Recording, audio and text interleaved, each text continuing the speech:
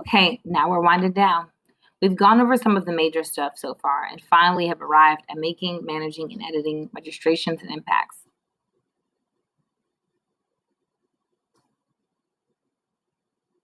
So you've created your events, one coming up in a couple of months and another coming up rather soon.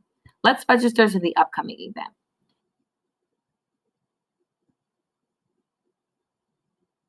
Now, to register is pretty plain and simple. A user finds the event, clicks the register button, and completes all registration questions as they appear. Keep in mind you can make registration and impact questions required for users.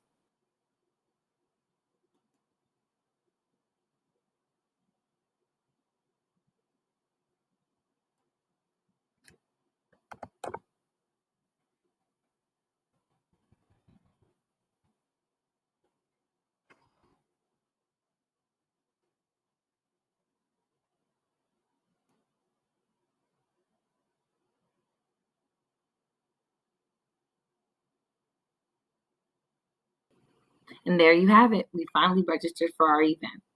A couple of things to keep in mind. Users can review and edit their own registrations. They will be provided an email alert regarding their registration that will inform them of ways to make edits to it. Also, they will be able to make edits through their My Activities and My Dashboard. Remember how to get there? Refer to our previous videos. Once a user has registered, the admin of the event and/or group that the event was created under can review registrations from the event page or from the group page. Reviewing from the event page will only allow you to see registrations from that specific event. However, viewing from the group page will pull up all the registrations for all of your events ever created under your group. In either scenario, you can filter out the information you are looking for more specifically.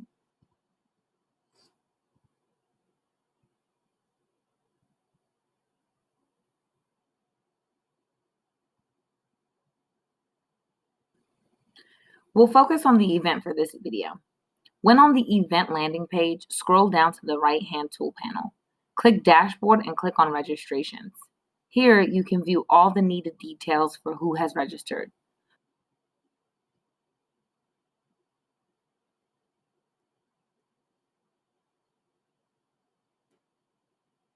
Scrolling to the right, you can find the Action button where you'll have additional functions such as deleting registrations, signing registrations in, cancel registrations, and more.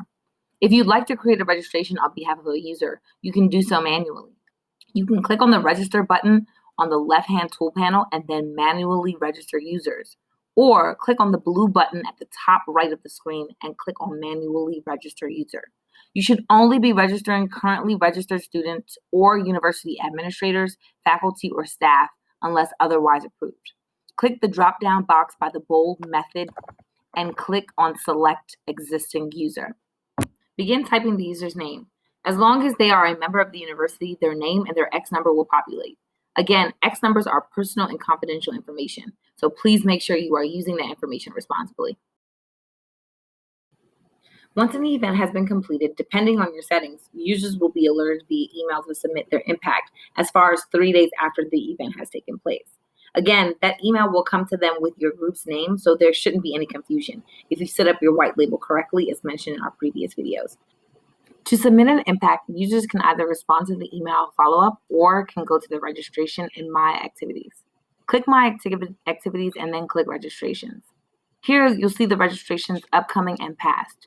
You can configure the screen to view the items in calendar format or in list view, whichever is easier on the eyes. I like the list view better personally. You can filter out the specific event by group or event name. To the right, click on the drop-down action button and click on Add Impact. For some reason, the action button is not appearing in my video, so just follow the instructions as you hear and see them. Once you click on Add Impact, follow the prompts to submit your impact. As I mentioned before, impacts are essentially GivePulse's way of logging your hours and measuring engagement and participation. Depending on how you set up your event, you may have a host of other impact questions, but I'll just use what's here. These are defaults created by the system. You can submit hours singularly or through a range of time, or you can click on the timesheet button, which will allow a user to submit their impacts directly to a site supervisor for approval or whomever is overseeing the service or event. you will have to submit that information manually. Submitting a timesheet allows for you to submit multiple defined dates as opposed to a range of dates if you were just doing a regular one.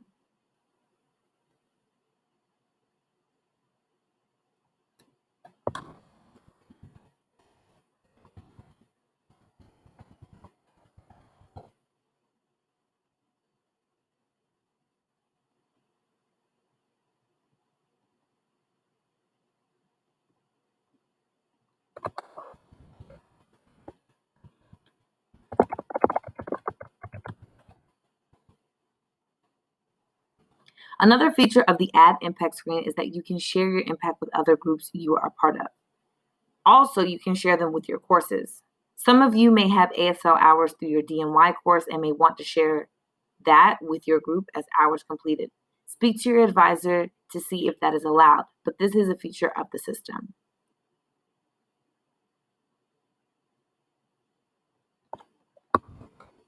Now, as I mentioned before, these are default questions that are always already created for impacts, as in the system already has these questions created for all events. So I'm just going through the motion of answering these questions.